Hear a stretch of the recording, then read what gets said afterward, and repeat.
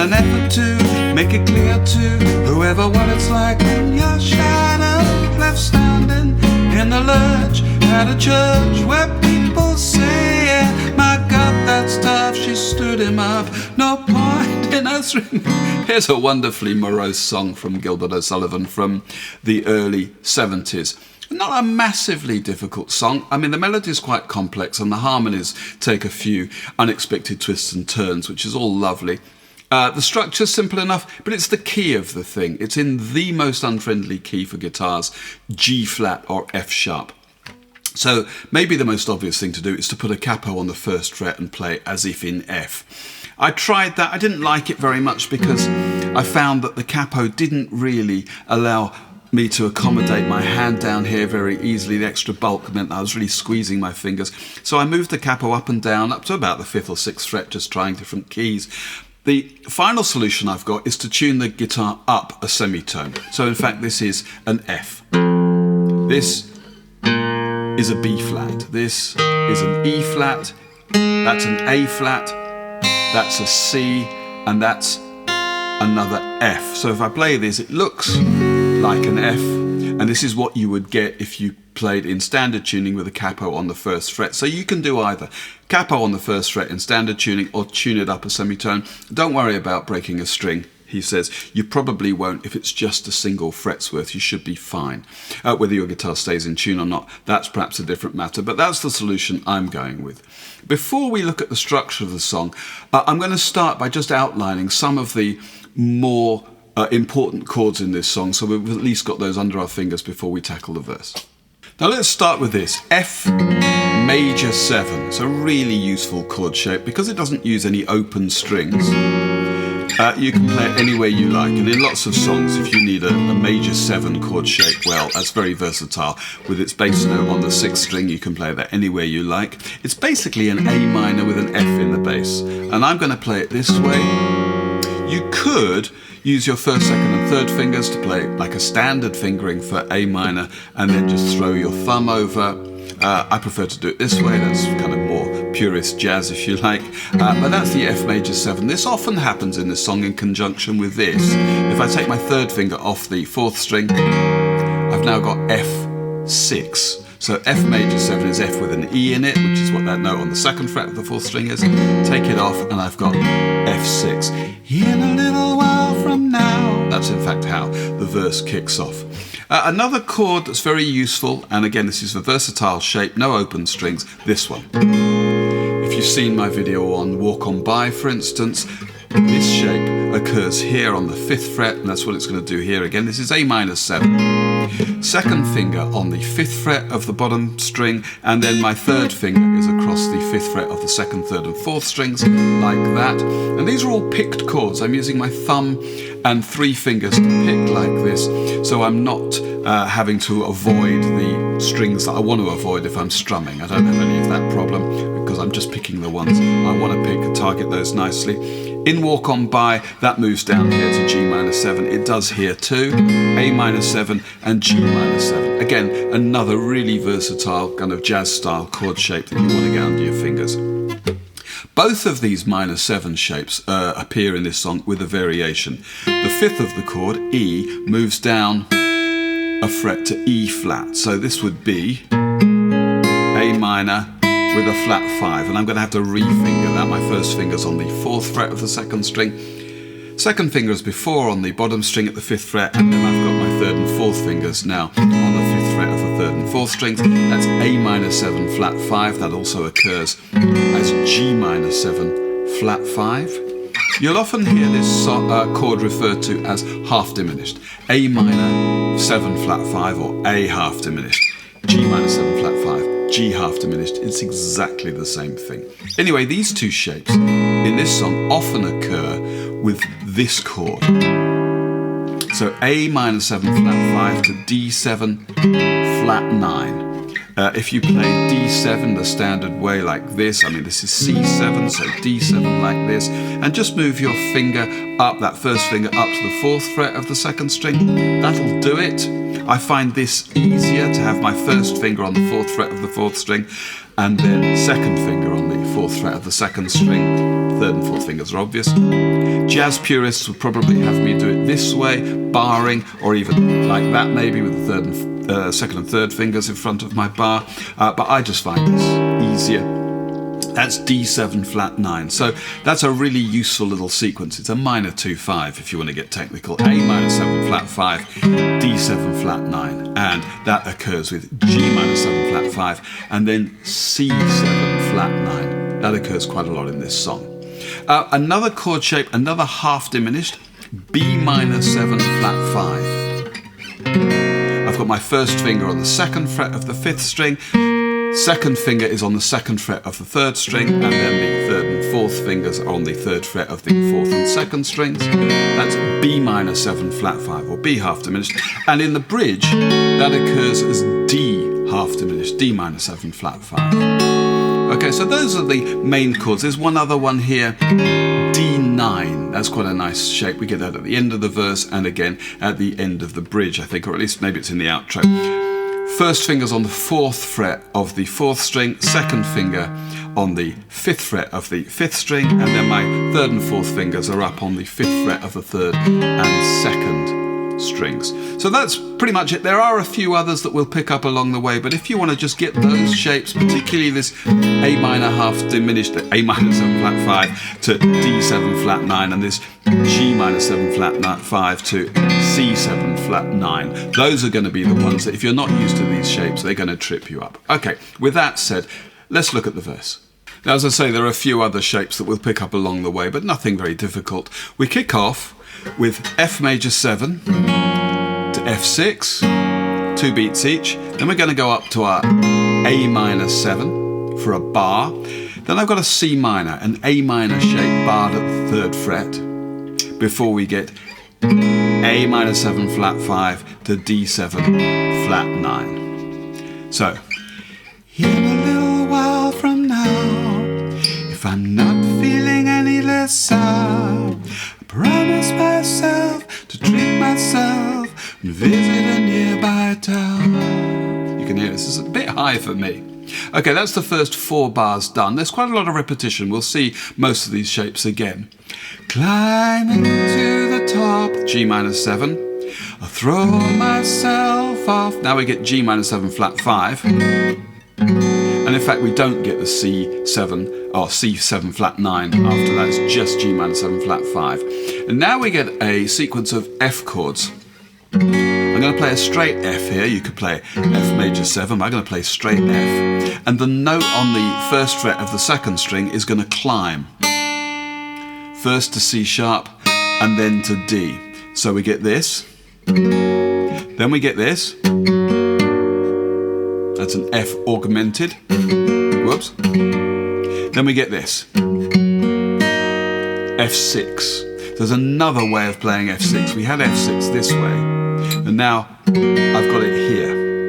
In an effort to make it clear to whoever what it's like when you're shattered. We move to our B half diminished.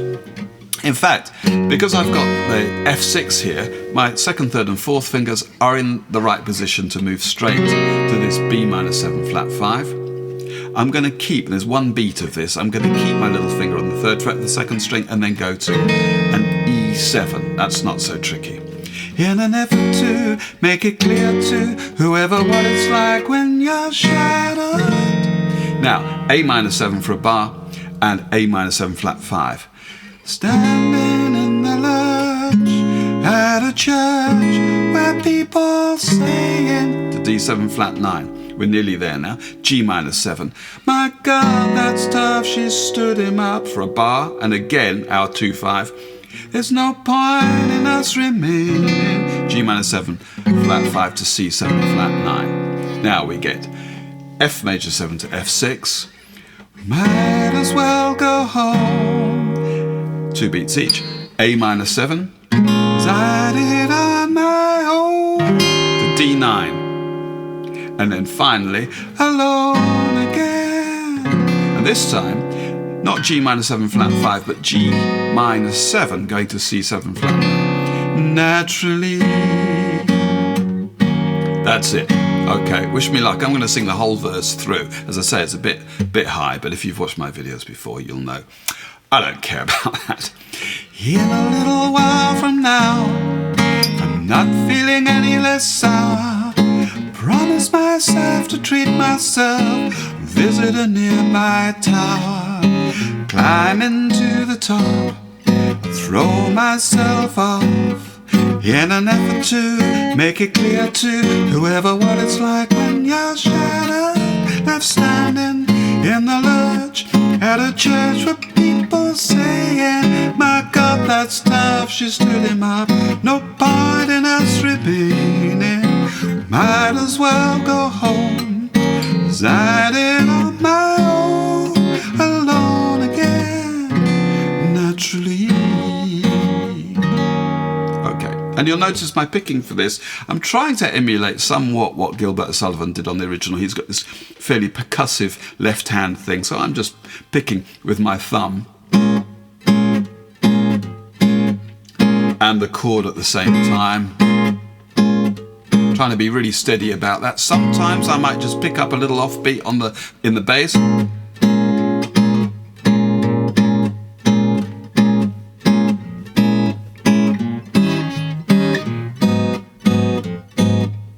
Kind of a thing, but I'm going to do that throughout the song, and that gives us the slightly kind of plonky feel we need. Okay, that's the whole of the verse. We get two of those, and then we get to the bridge. We've also got to look at the intro and the outro, but then we're done.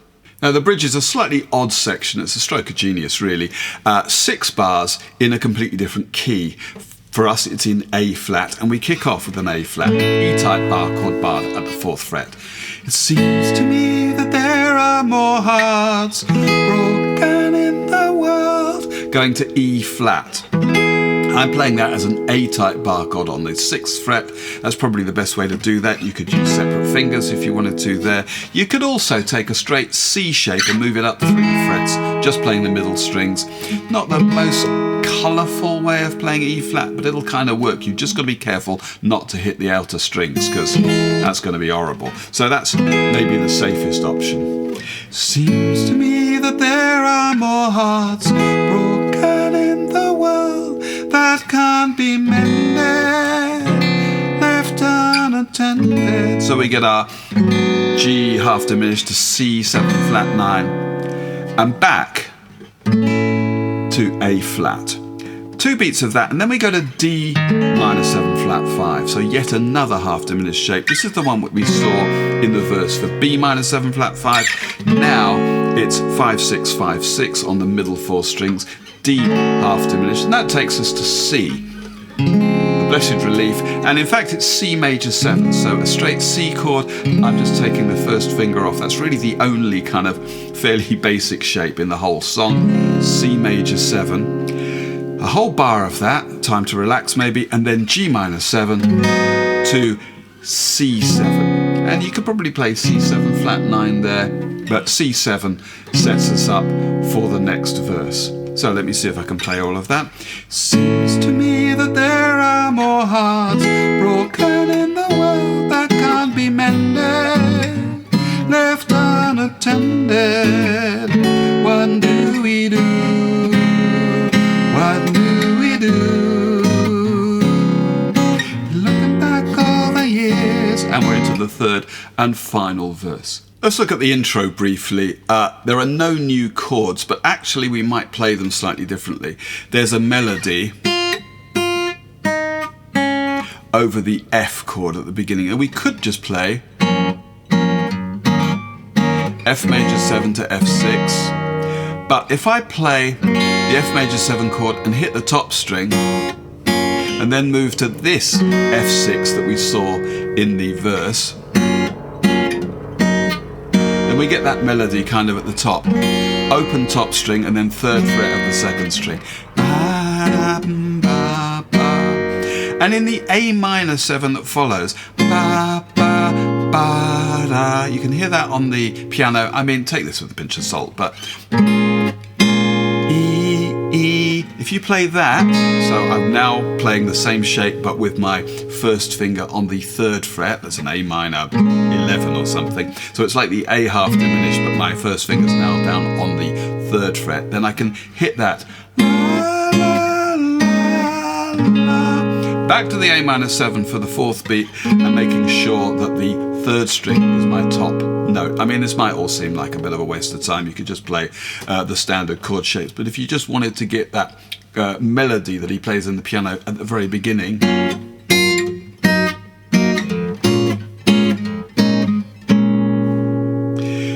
G minor 7, C7 flat 9 to our more usual F major 7 to F6. So that's that, all of that.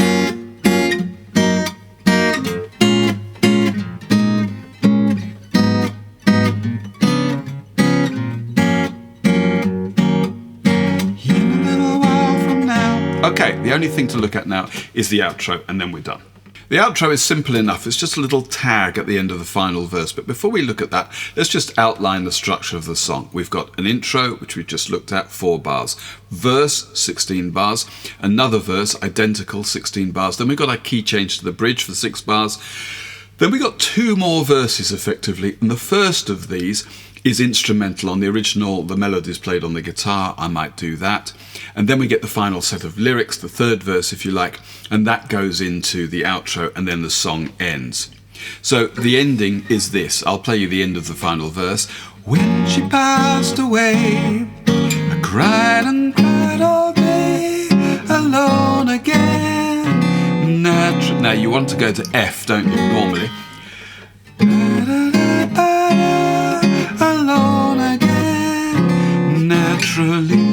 And instead we go back to A minor 7 to D9. Then we get G minor 7, C7 flat 9, and we finish on our F major 7. In jazz circles, this is known as a 3-time tag, a 1-6-2-5 if you like.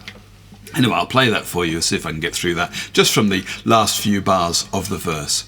When she passed away, cried and cried all day, alone again, naturally, alone again, naturally. That's the whole thing. Alright, well look, thanks very much for watching. Let's have a playthrough. I'm going to attempt to sing this. I might chicken out and end up playing the melody on the saxophone. See how we go. See you on the next one. 1, 2, 3.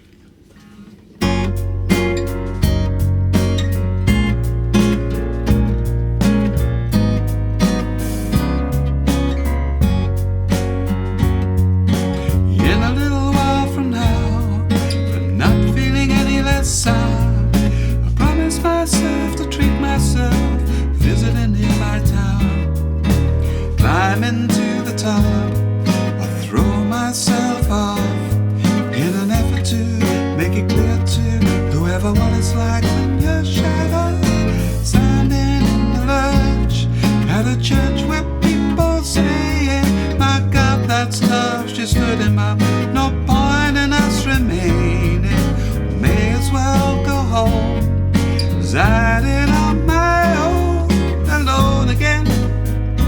Naturally, to think that only yesterday I was cheerful, bright and gay, looking forward to what I wouldn't do, the role I was about to play. But as if to knock me down, reality came around, and without so much as a mere touch, cut me into little pieces, leaving me to doubt. Talk about God in His mercy, if He really does exist, why did He desert me in my hour of need? But truly I'm indeed alone again, naturally. Seems to me that there are more hearts broken in the world that can't be mended, left unattended. What do we do?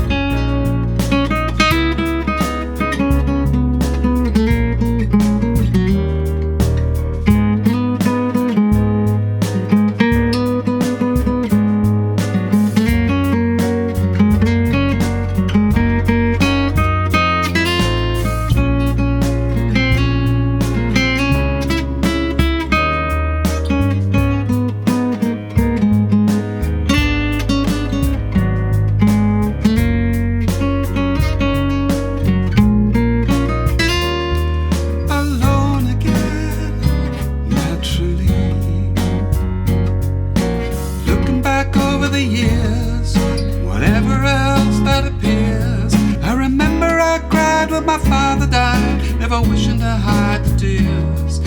At 65 years old, my mother, God rest her soul, couldn't understand why the only man she had ever loved had been taken, leaving her to start with a heart so badly broken.